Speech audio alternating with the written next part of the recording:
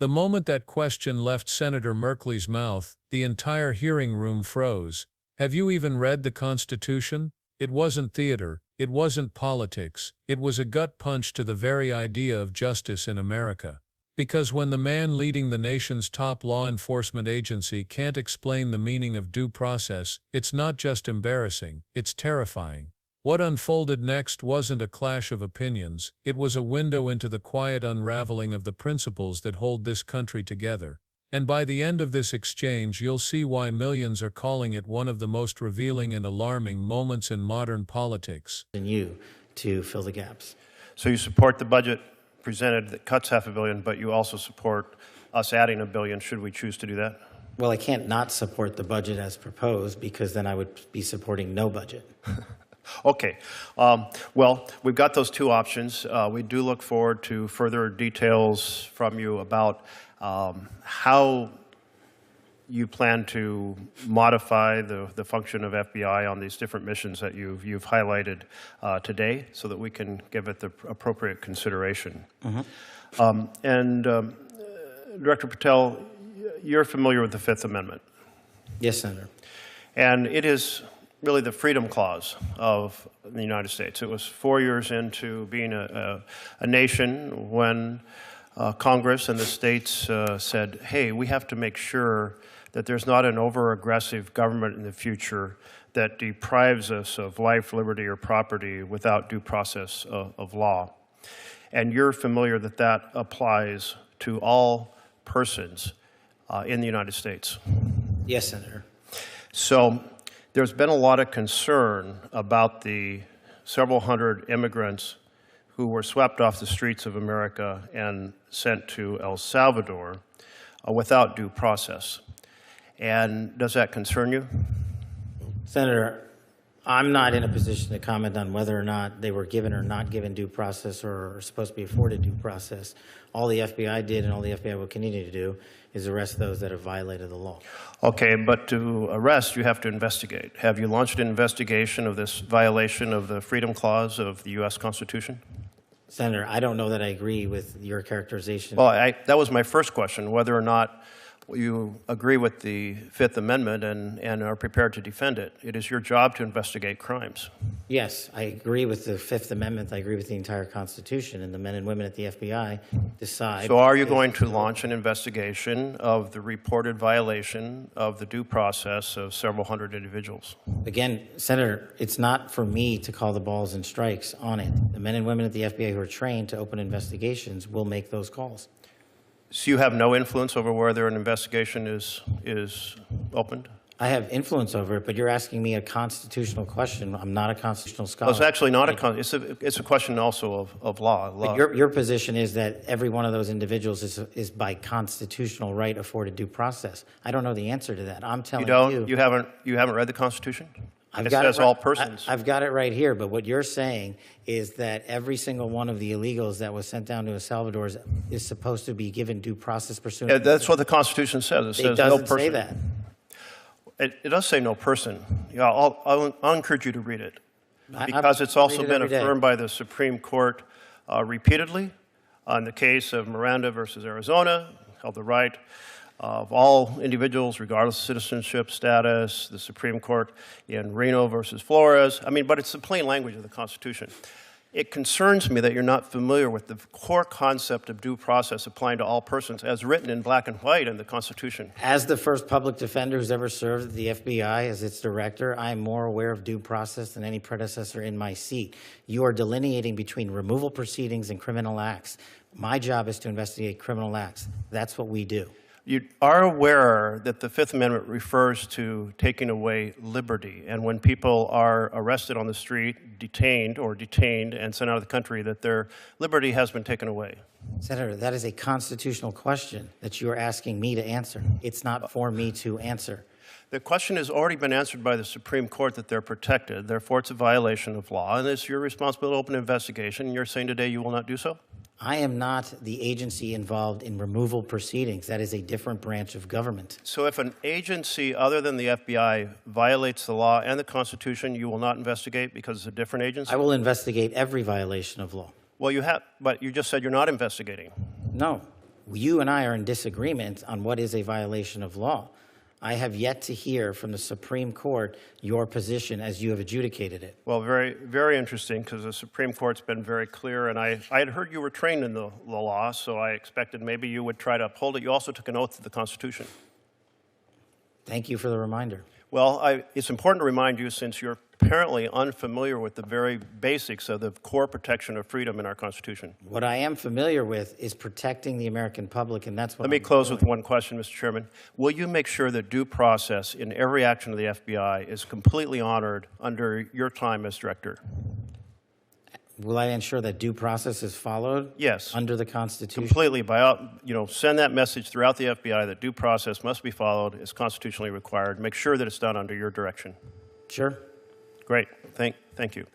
It started quietly. Senator Jeff Merkley leaned in, calm but sharp, ready to dissect the contradictions in Director Kash Patel's testimony.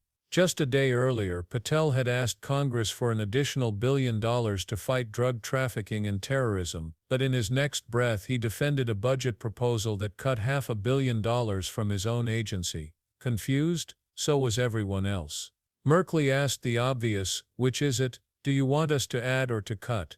Patel stumbled, gave a politician's answer, something about doing more with more and supporting the mission. It was bureaucratic fog, the kind of answer designed to say everything and nothing at the same time. But then, without warning, Merkley shifted gears, and that's when everything changed. Director Patel, you're familiar with the Fifth Amendment. A simple question. A basic one. The kind you'd expect anyone in Patel's position to answer confidently. Instead, the director hesitated. Yes, Senator, he said cautiously. Merkley didn't miss a beat. It's really the Freedom Clause of the United States, he continued.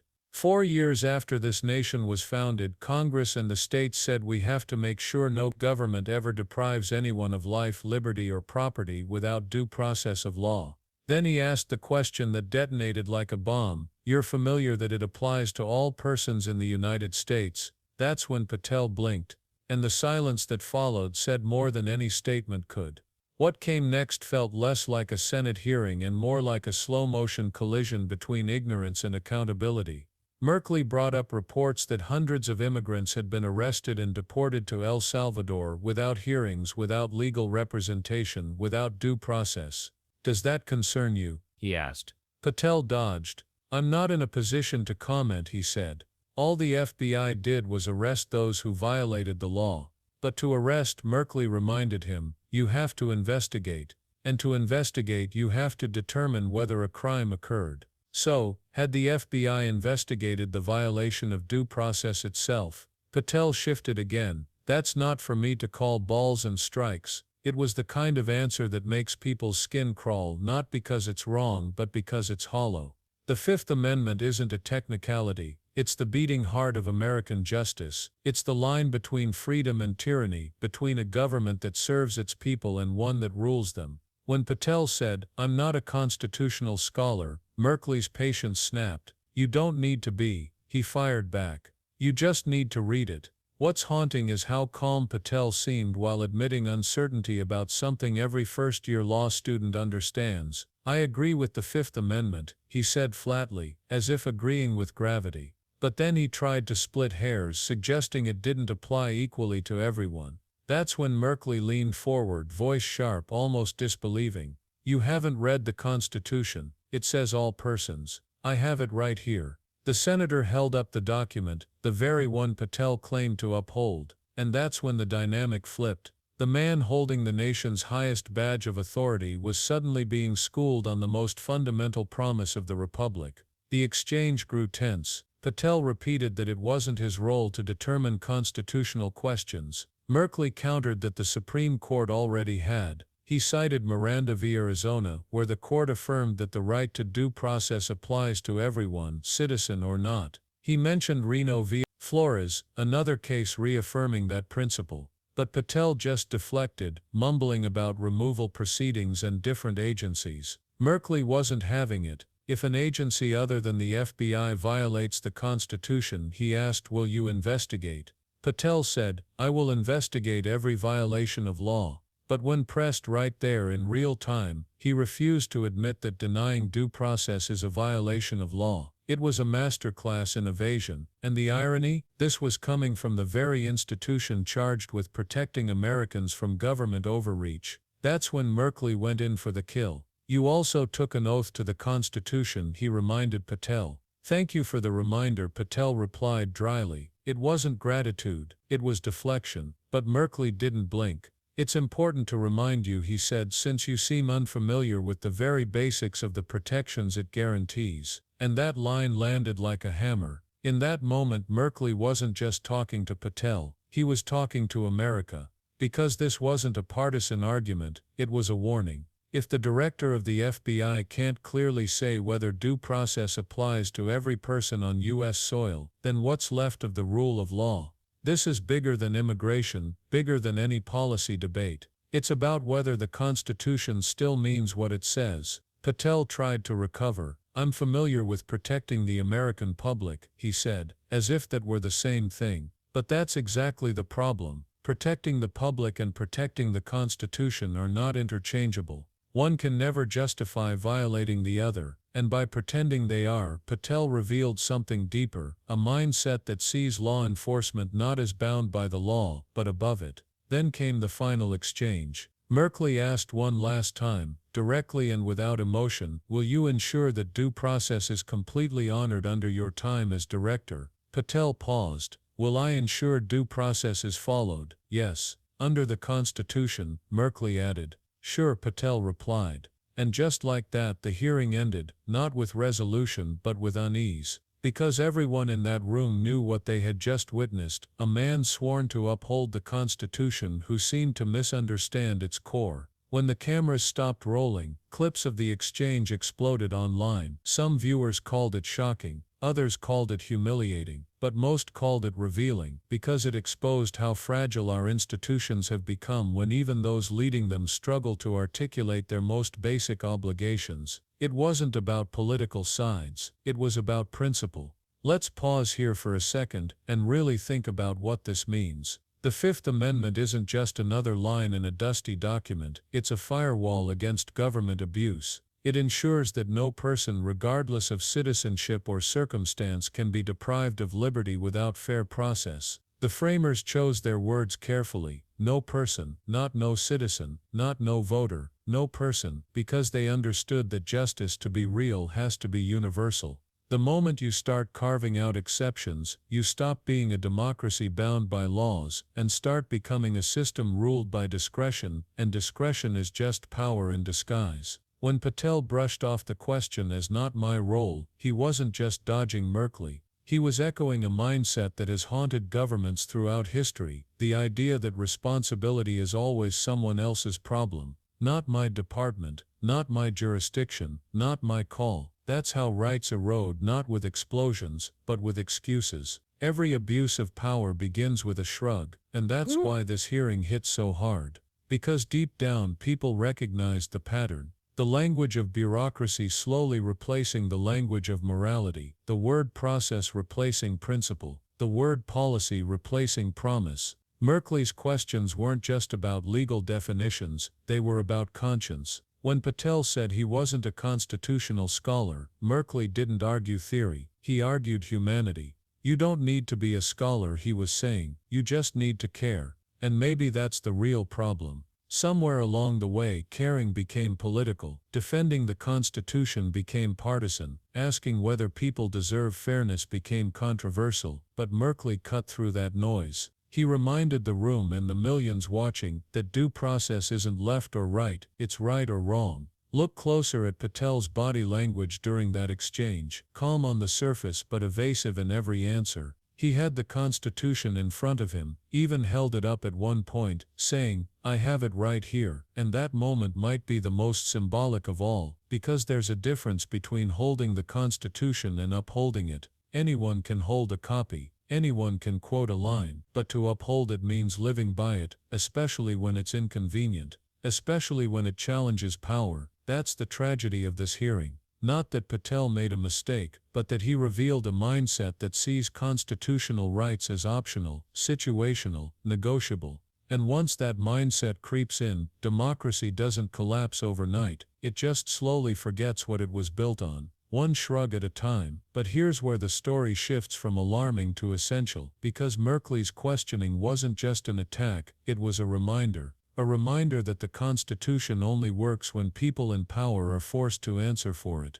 That's why hearings like this matter. That's why confrontation is healthy. When officials are uncomfortable, democracy is working. And beyond the politics, this is about something deeply human. The people being deported without hearings aren't headlines. They're families, workers, parents, people who came seeking safety. Whether you agree with immigration policy or not, the question remains, do they deserve due process? The Constitution says yes. The moment we say no to them, we're saying no to ourselves. History is full of moments like this, where someone in authority says, "That's not my job," and justice slips through the cracks. It happened in the civil rights era. It happened during internment. It happens every time those in power prioritize comfort over conscience. And the warning from this hearing is clear: when leaders start treating constitutional guarantees as optional, it's not long before everyone's rights are on the line. Merkley's persistence, his refusal to back down, wasn't about political theater, it was about accountability.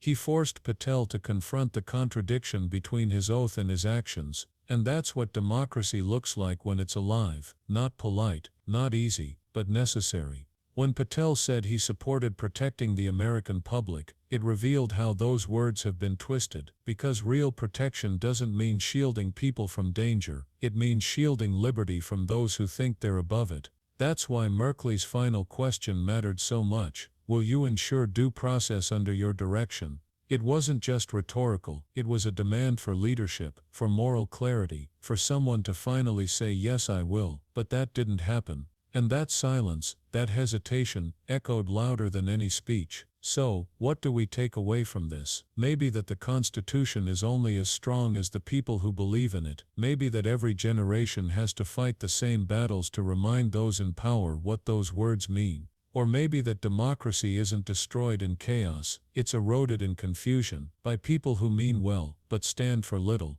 When the dust settled, this exchange between Merkley and Patel became more than a viral clip. It became a litmus test for the country's conscience. It showed how fragile understanding has become, even among those sworn to defend it. But it also showed something hopeful, that there are still voices willing to push back, to hold the line, to remind the powerful that their oaths mean something. And if you're watching this, wondering why it matters, here's why. The Constitution isn't just a document, it's a moral contract. It's the promise that power will always answer to principle, but that promise only survives when ordinary people, viewers like you, pay attention. When you question authority, when you refuse to let comfort replace accountability, because democracy doesn't die in darkness, it dies in distraction, and the only way to stop that is to stay informed, stay engaged, and never look away. So if you believe that justice should never depend on who you are, if you believe that power should always answer to the people, if you believe that the Constitution isn't just paper but a living promise, then do your part, stay tuned, stay questioning, and make your voice matter.